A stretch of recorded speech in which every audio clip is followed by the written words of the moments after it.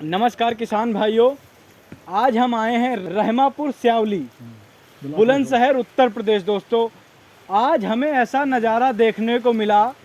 20 एकड़ में यहाँ ईख लगी हुई, जिसको गन्ना भी बोलते हैं दोस्तों।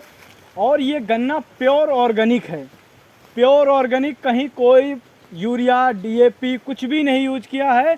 और यहाँ हमें मिले हैं ओमपाल जी से इसके पीछे का रहस्य हम जानेंगे कि ये ऑर्गेनिक ईख इतनी लंबी, इतनी बड़ी और इतनी भारी मात्रा में कैसे है। ओमपाल जी नमस्कार। सर जी नमस्कार सर। आपने ऑर्गेनिक गन्ना किया हुआ है और इतनी बड़ी तादाद में, तो ये क्या रहस्य है आप? सर सबसे पहली बात तो ये है कि हमको अपनी धरती की पहचान करानी चाहिए, करनी चाहिए। अच्छा।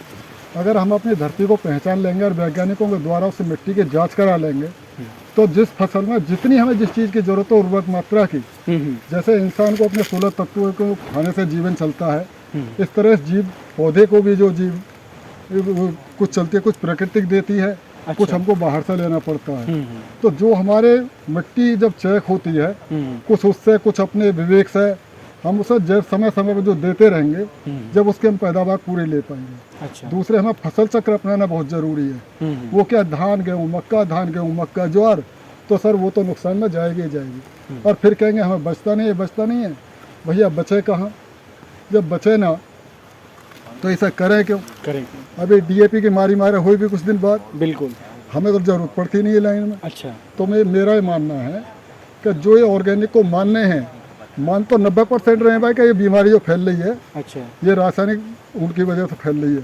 जो रासायनिक फर्टिलाइजर लग रहे हैं, दवाई लग रही है, तो हमें कम से कम इतना तो कर लेना चाहिए जो अपने घर के लिए कर लें।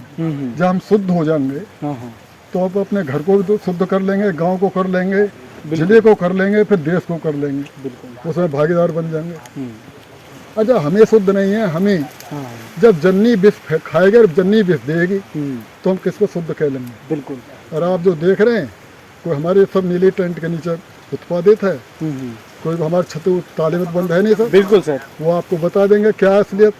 दूसरे आप गाँव के और 4-6 गाँव के 10-5 गाँव के बीच में जाकर पूछ लो, क्या भाई ओपी ठाकुर की भाई फसल कैसी हो, तो सब आपको वहाँ से पता लग जाएगी। बिल्कुल। तो मुझे यूरिया की इसमें जरूरत ही नहीं पड़ती। अच्छा। अगर सही माने पूछेगा तो हमें किसी भी फसल में यूरिया की इतनी मात्रा की जरूरत नहीं है। अब ये पाउच चल रहे हैं, एनपीके है, इफको है, और कई तरह के हैं। तो जो वैज्ञानिक है उनसे सलाह लें या उनके हिसाब से चले, तो स्प्रे से काम चल जाएगा। अच्छा। कुछ चीज़ सर, जैसे हमारे भगवान ने दी नीम की निगोली है, और आपके आग के पत्ता हैं, भांग के पत्ता हैं, और थोड़ी लहसुन की पुती है, मट्ठा है, गुड़ का सीरा है, और ये तम्बाकू है। इसे मिला के थोड़े 4-6 दिन उसे गर्म करके और उसका स्प्रे कर दो, देखे कीड़ा कैसे आ जाए। अच्छा। भाई किसी भी इंसान को किसी जीव को मारने का अधिकार थोड़ा ही है। बिल्कुल। जब हम पैदा नहीं कर सकते तो हम मार भी नहीं सकते, तो मारने का भी अधिकार नहीं दिया किसी को।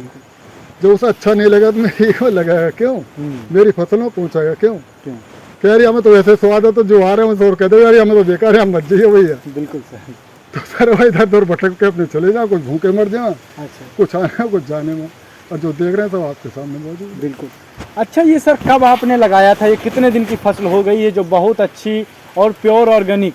ये सब इसमें लहटा काट के, हमने सरसों काट के, हाँ, ये 22 फरवरी को लगाया था। अच्छा, 22 फरवरी को। अच्छा, एक गन्ने की कितने फुट लंबाई होगी? कम से कम 10 से 12 फुट होगी। मैं तो मानो 9, 10, 11 है। अच्छा, 9, 10, 11 है। 12। लेकिन मैंने सामने वाली की देखी है, जो आपकी दूसरी फसल है, उसमें मुझे लगता है कि 12 फीट की भी। वो 12 नहीं। अच्छा, 12 नहीं, देखते में लगता है। अच्छा, तो 10 से 11 फीट की है। 11 है, पक्का है सर। अच्छा, 10-11 फीट का गन्ना। दोस्तों, 10-12 फीट का गन्ना बहुत मुश्किल से ही देखने को मिलता है। आज 7, 8, 6, 5 बहुत है तो 8 मैंने जो देखा है, 8 फीट से ज़्यादा लंबा गन्ना नहीं देखा।